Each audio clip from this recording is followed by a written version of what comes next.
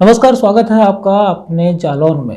और जालौन की खबरों के साथ शुरुआत करते हैं। सबसे पहली खबर पेट्रोलियम के दामों से। तो आपको बता दें कि पेट्रोलियम के दामों में बढ़ोतरी के बाद अब लोगों की पॉकेट पर सीधा असर पड़ेगा और इसका असर आपकी रसोई तक पहुंचने वाला है, क्योंकि अब गैस सिलेंडर की कीमत बढ़ रही है। जैसे कि कुछ दिनों से अनुमान लगाया जा रहा था कि रूस और यूक्रेन के बीच चल रही युद्ध की आग की महंगाई का असर आम आदमी के ऊपर पड़ सकता है और आज डीजल, पेट्रोल तथा घरेलू गैस सिलेंडर की कीमतों में बढ़ोतरी हो गई है।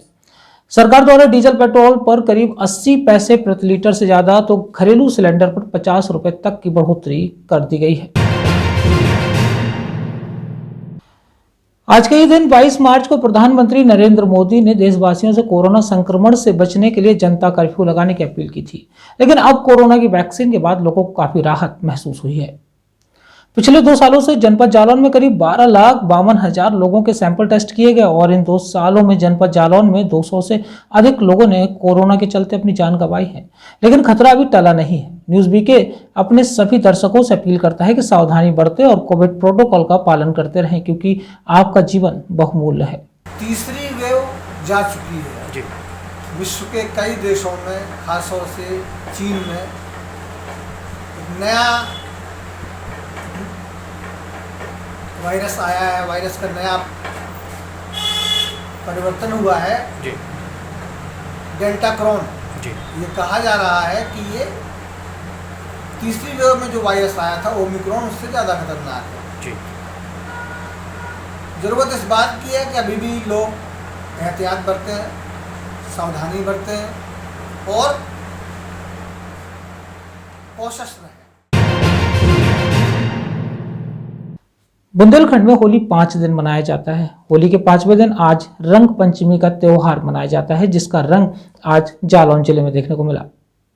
जालौन में रंगों का पर्व होली 5 दिनों तक मनाया जाता है। आज 5वां दिन है और आज जनपद जालौन के विभिन्न मंदिरों में रंग पंचमी धूमधाम से मनाई गई।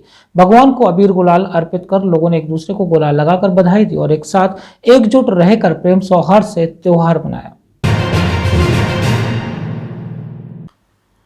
और अब खबर काल्पी से। काल्पी में विकास प्रदर्शनी एवं मेले का आयोजन किया गया है, जिसमें बच्चों के मनोरंजन सहित महिलाओं की आवश्यकता की सामग्री उपलब्ध है और इस मेले को देखने के लिए नगर व आसपास के गांव के लोग भी भारी संख्या में पहुंच रहे हैं।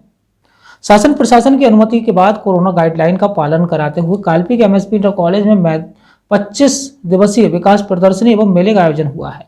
यह मेला पिछले कई वर्षों से यहाँ लगाया जा रहा है। मेला प्रदर्शनी के रूप में लगाया जाता है, जिसका उद्देश्य बच्चों को विकास कार्यों की जानकारी देने के साथ साथ यहाँ पर कई टेक्निकल मॉडल, आधुनिक झूले, नवीनतम आकर्षक सामान व अन्य जानकारियों के साथ खाने पीने की दुकानें लगाई गई हैं। इसके अलावा यहाँ मनोरंजन के भी कई साधन मौजूद हैं। आज जनपद जालौन के सिरसा कलार में कुछ लोगों ने सबको सड़क पर रखकर जाम लगा दिया।